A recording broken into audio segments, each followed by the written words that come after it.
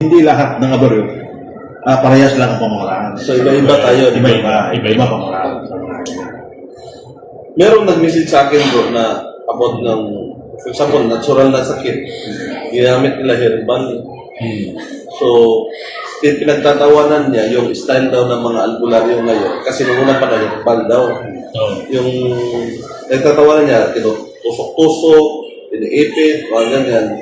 Sabi ko, yung style ng herbal sa panahon ngayon, hindi na yan applicable. Kasi, illegal practice na yan sa science. Kaya pwede kasuhan ng doktor once na magreklamo yung pasyente. Tapos yung Department of Health, ireklamo ka, yung mga dosage kasi ng mga herbs na kailangan i-check yan sa Bureau of Drugs, Food and Drugs. Tapos, once na mainom nila yan, okay lang kung gagaling. Paano kung hindi mo napagamot, tapos istrikto sila, tapos kasuhan ka, ireklamo ka, pwede makulong ang isang albularyo. So, yun ang explanation ko sa kanya kung bakit hindi tayo gumagamit ng mga herbals para ngayon. Kasi, available na yung mga doktor, meron ng hospital, open may 24/7 na pharmacy bukas. Tapos meron ng batas dyan. Kaya, yung style natin, yung style mo na gamit ng dasal na lang, puro na lang dasal para sa Diyos. Tapos, style na itusok mo, ikaw ma-explain mo, bakit magtusok?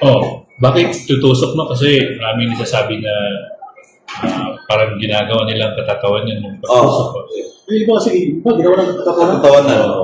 Kasi hindi nila alam na it is one way to transfer the power. Kasi pag manifest mo ng prayer, ng orasyon, ilipat mo sa daliri mo, meaning you are trying to launch, ilalunch mo, parang mag-a-atake ka, para ma-transfer mo, itutusok mo siya, ididiin mo yan, para maramdaman ng balat na pamamagitan yan, dadalo yung kapangyarihan. You are attacking, you're doing something na para dun sa espiritu na gumagambala. Okay, bro, tatanungin kita, yung pagganyan mo, kung natural na tao, hindi sanib, anong reaksyon? May diferensya ba sa reaksyon sa nasaniban? Anong diferensya mo? So pag walang sanib, natural lang na tao, wala yung mararamdaman, guys. Okay. Just imagine na kasi yung diin namin, hindi yung diin na masakit na. Diin lang yun na parang itatouch mo lang yung balat or something yung first layer ng skin. So pag walang sanib yun, walang mararamdaman yun, no? Kung mayroong maramdaman, yung physical lang talaga na yung walang kuryente, walang apoy. Walang kuryente. Pero pag yung merong sampa, yung pasyente mismo makaka-attest na merong kuryente, merong init na init, parang nagbabagan ako yun. Yung sabi ng asawa ko na gano'n, ginamit ako, grabe yung sing-sing niya, parang nagbabagan ako yun. Nagawa ako yun. Wala namang apoy, andoon ako. Because of the spiritual power na malabas sa mga dasal. Okay. Sa orasyon or prayer. Sa prayer. Okay, tama yun. Ikaw bro, sa ipit bro, anong diferensya? Ang sa ipit, maraming klaseng ipit. Kasi yung ipit, yung iba, alam mo yung taong nagpapanggap at tunay. Okay.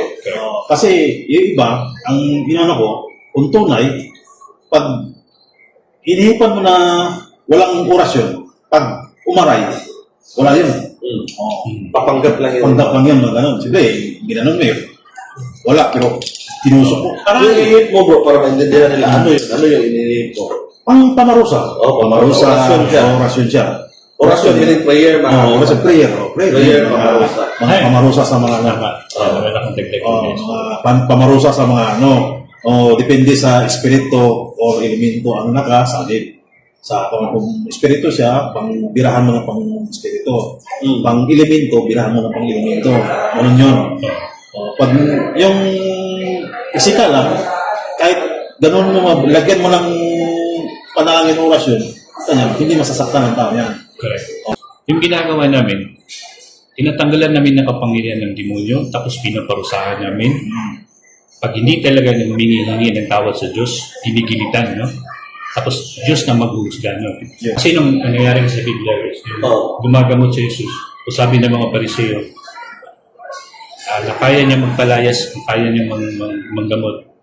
Kasi yung kapangyarihan niya ay galing kay Beelzebub. Yung demonyo.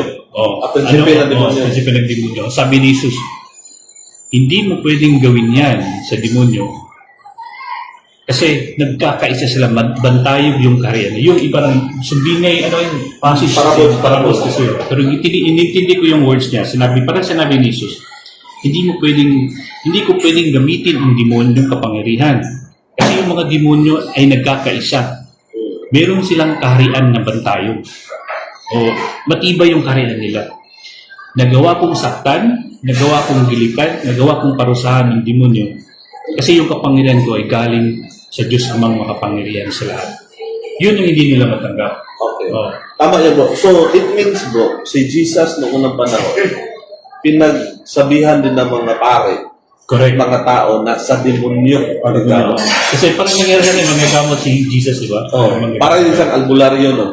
Pero ilagay lang natin, hindi siya albularyo, ang gamot siya. Laway lang, Pero, laway at saka ano lang. kung buhay pa si Jesus, for example, si Jesus na buhay ngayon, sa time natin ngayon, buhay siya, nanggamot siya, merong taong naka-video sa kanya, post sa YouTube, Facebook, malamang yung pare, si Darwin, yung mga ibang mga bashers, ibabash nila si Jesus, kung buhay siya muli, ibabash nila, nasabihan na sa demonyo pa, sa demonyo, kasi nanggamot. Tama. That's a very good Kung example. buhay si Jesus ngayon, nanggamot, iba yung style niya, hindi natin siya kasama, naggamot pa kaya nakabidyo sa kanya. Ay, Si babash Darwin niya. mismo, i-bash niya, yung mga ibang tao, ibabash din nila, sabihin lang sa demonyo ng tao na yan.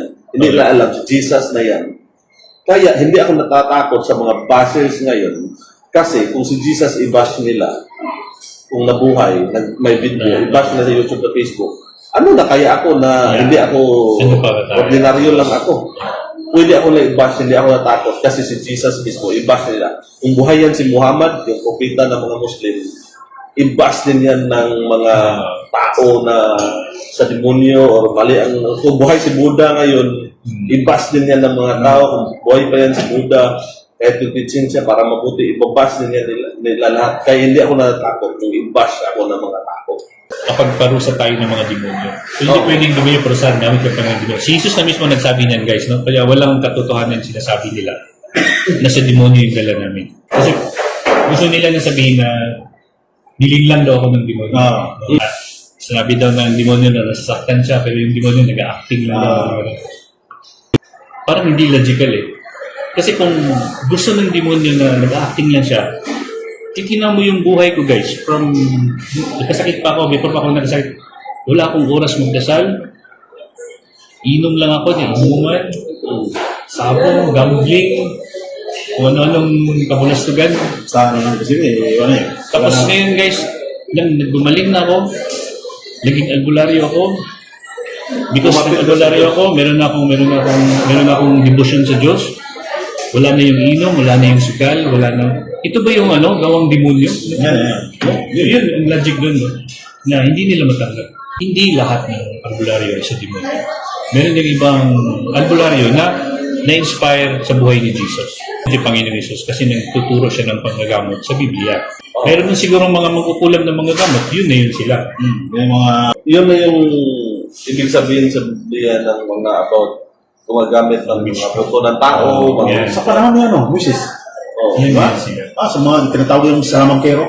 Di ba? yun sila sa demonyo, yun. Marami pong salamat sa inyong panunood.